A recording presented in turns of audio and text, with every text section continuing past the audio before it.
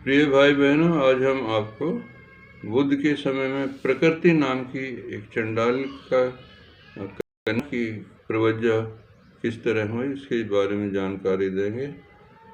भगवान श्रावस्ती में अनाथ पिंडक में आराम कर रहे थे। आनंद वहाँ भोजन के लिए कहीं गए और नदी के पास पानी के लिए वे पहुँचे तो वहाँ पर एक प्रकृति चंडाल का कन्या थी। आनंद ने उनसे पानी मांगा। उन्होंने कहा, मैं तो चांडाल जाति की हूँ। आनंद ने कहा, मैं तो आपसे जाति नहीं पूछी, मुझे तो पानी चाहिए। उसने कहा, आप क्या मेरे हाथ का पानी पिएंगे? उसने कहा, हाँ।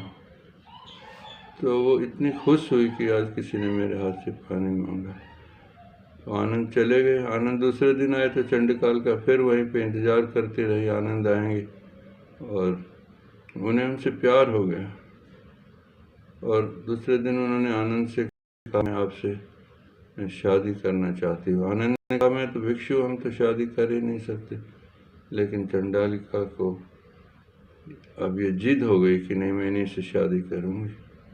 तो वह आनंद ने तो मना कर दिया। तो उन्होंने अपनी माँ से कहा, उसकी माँ जादू टोना करती थी। उसने कहा, माँ तू जादू टोना करके औरों का काम करवाती है, तू मेरा भी काम करवा के दिखा, मेरी शादी करवा के दिखा। माँ ने मना किया लेकिन बेटी नहीं मानी।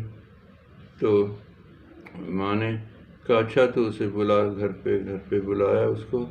उसके लिए भोजन वोजन बनाया गया और उसके बाद फिर उससे पूछा तो उन्होंने मना कर दिया। तो माँ ने जादू टोना भी कुछ किया और उसको डराने धमकाने का भी प्रयास किया, लेकिन आनंद किसी भी तरह से नहीं माने। बात हो गई, उसको घर में बंद भी कर दिया, लेकिन आनंद कहाँ डिगने वाले थे। तो सुबह हुई, उसको छोड़ दिया। तो आनंद भगवान के पास गए और सारी घटना जो घटी वो बताया। इधर माँ लड़की है, वो बहुत परेशान है। तो भगवान ने को जब आनंद ने बताया तो आनंद ने कहा, अच्छा उस लड़की को यहाँ बुला लो। भगवान ने बुलाया, फिर उससे पूछा, चंडालिका तुम क्या चाहती हो कि मैं आनंद से शादी करना? किस लिए शादी की? आनंद मुझे बहुत पसंद है। क्या पसंद है तुम्हें इसका? तो मुझे इसका नाक पसंद है, मुझे इसके होठ पसंद है, मुझे इसकी आंखें पसंद है, मुझे इसका पेट पसंद है। तो भगवान ने कहा, तुम ऐसा करो, ठीक है तुम्हारी शादी हो जाएगी। एक काम करना पड़ेगा, तुम सर के बाल मुंडवा के आओ। आनंद ने भी बाल मुंडवाए हुए, तुम भी बाल मुंडवाना। तो वह गई, माँ मेरा काम बन गया, अब मेरे बाल मुंडवा दीजिए, मेरा काम बन जाएगा। आनंद ने कहा, नहीं तुम मेरी इतनी सुंदर कन्या हो, मैं तुम्हें बाल कटवा के इस तरह से नहीं करवा सकती। उसने नहीं माना। तो चंडालिका खुद जाके बाजार में कटिंग करवा के और भगवान के सामने दूसरे दिन पेश हो गई। तब भगवान ने पूछा, अच्छा तुम अब बताओ क्या चाहती हो? तो उन्होंने कहा, चंडालिका तुम जानती हो जो आंखें तुम्हें पसंद है वो आंखें हैं जिनमें दुनिया में जितना लोगों को दुख हुआ है, उससे जितने आंसू आए, वो संसार के समुद्र में भी इतना पानी नहीं है जितना आंखों से आंसू निकले। जिस नाक को तू पसंद करती है उस नाक में सारा दिन हवा छनके जाती है, वो कूड़े का डब्बा है मात्र। जो होठ तुझे पसंद है वो भी एक थूक का मुँह डब्बा है जिसमें थूक इकट्ठा होता रहता है। जो पेट तुझे पसंद है आनंद का, वो पेट क्या है? एक टट्टी पेशाब का मात्र डब्बा है। अब बता तू क्या पसंद है तुझे चंडालिका? उसे कुछ ज्ञान हुआ और उसकी इच्छा हुई कि ये तो शादी मुझे करनी चाहिए या नहीं करनी चाहिए। उसको ऐसा आभास हुआ।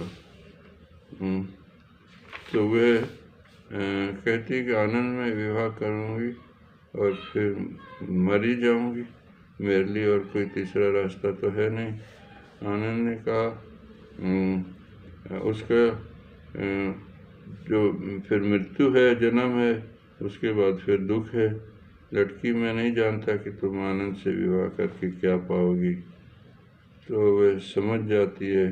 तथागत को अभिवादन करके लड़की बोली, अज्ञानता के वशीभूत होकर ही मैं आनंद से के पीछे लगी थी। अब मेरी आंखें खुल गई है। मैं उस नाविक की तरह हूँ जिसकी नौका एक दुर्घटना के बाद दूसरे किनारे लग जाती है।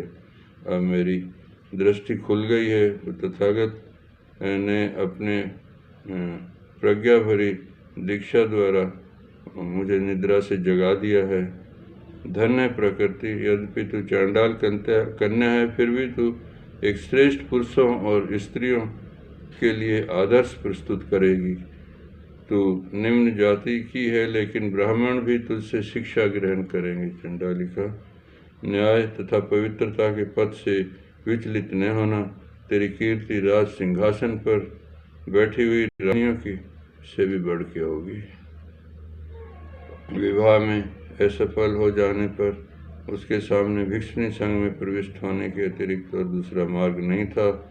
उसने प्रकट की, तब भिक्षुणी संघ में उसको सम्मान किया गया, एडमिशन दिया गया, और तब वे आखिर ऊंचे पद पर पहुंची और उसका बहुत सम्मान हुआ संघ में। आपका मंगल हो।